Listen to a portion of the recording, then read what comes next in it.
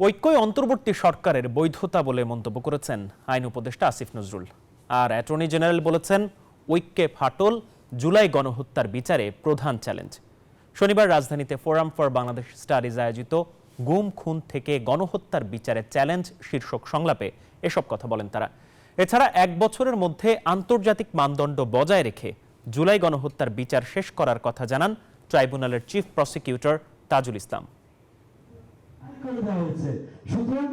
Forum for Bangladesh studies আয়োজিত জাতীয় সংলাপের দ্বিতীয় দিনে আলোচনা হয় গুম খুন, বিচার বহির্ভূত হত্যা ও জুলাই হত্যাকাণ্ডের বিচার নিয়ে। রাজধানীর কৃষিবিদ ইনস্টিটিউট অডিটোরিয়ামে আয়োজিত সংলাপে অংশ নেন আইন উপদেষ্টা, অ্যাটর্নি জেনারেল সহ বিভিন্ন রাজনৈতিক দলের নেতা, সোশ্যাল অ্যাক্টিভিস্ট ও শিক্ষার্থী প্রতিনিধিরা।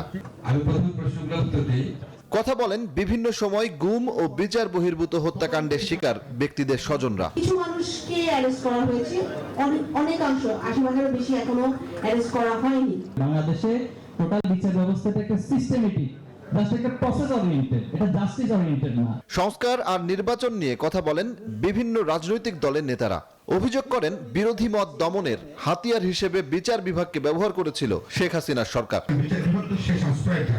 সেই জায়গাটা যদি নিশ্চিত করতে পারি, সত্যি সত্যি আমরা একটা সামনের দিকে অভ্যুত্থানের যে অর্জন, সে অর্জন কোনোভাবেই যাতে বিসর্জনে পরিণত না হয়। বিচার না হওয়া পর্যন্ত কোনো কথা নাই, সংস্কার না হওয়া পর্যন্ত কোনো কথা নাই। একই কথা কিন্তু আমরা ফেসিবাদের আমলেও শুনেছি, উন্নয়ন আগে।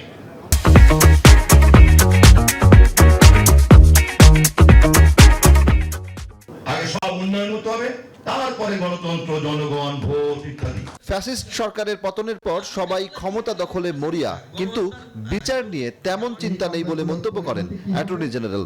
আর চিফ প্রসিকিউটর জানান, 1 বছরের মধ্যেই সম্পন্ন হবে জুলাই গণহত্যার বিচার। কেউ ক্ষমতায় যাওয়ার জন্য ব্যস্ত, পদ পদবি দখলে ব্যস্ত, কেউ নিজস্ব লোক পুনর্বাসনে ব্যস্ত, কিন্তু খুনিদের ধরিয়ে দেওয়ার জন্য, খুনিদের বিচারের জন্য আমাদের যে পরিমাণ চাপ প্রয়োগ করার প্রয়োজন ছিল, সেইখানে আপনারা ফোকাস করেননি। আন্তর্জাতিক স্ট্যান্ডার্ড মেইনটেইন করে নিখুঁত এবং নিরপেক্ষভাবে ট্রান্সপারেন্ট ওয়েতে আপনাদের বুঝিয়ে দেব যে কতটা স্বচ্ছভাবে বিচার করা যায়। জাতীয় ঐক্যে যেন ভাঙন না লাগে, সেদিকে নজর রাখতে রাজনৈতিক দলগুলোকে আহ্বান জানান আইন উপদেষ্টা।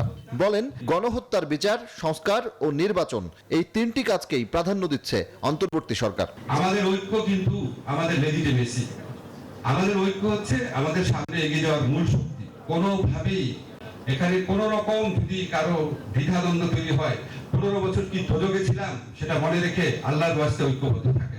সাইবার সিকিউরিটি অ্যাক্ট বাতিলের বিষয়েও কথা বলেন আইন উপদেষ্টা। জানান, এই আইন বাতিল করা হলেও আধুনিক প্রযুক্তির যুগে কম্পিউটার অফেন্স আইন রাখার বিকল্প নেই। সজল দাস, নিউজ 24, ঢাকা।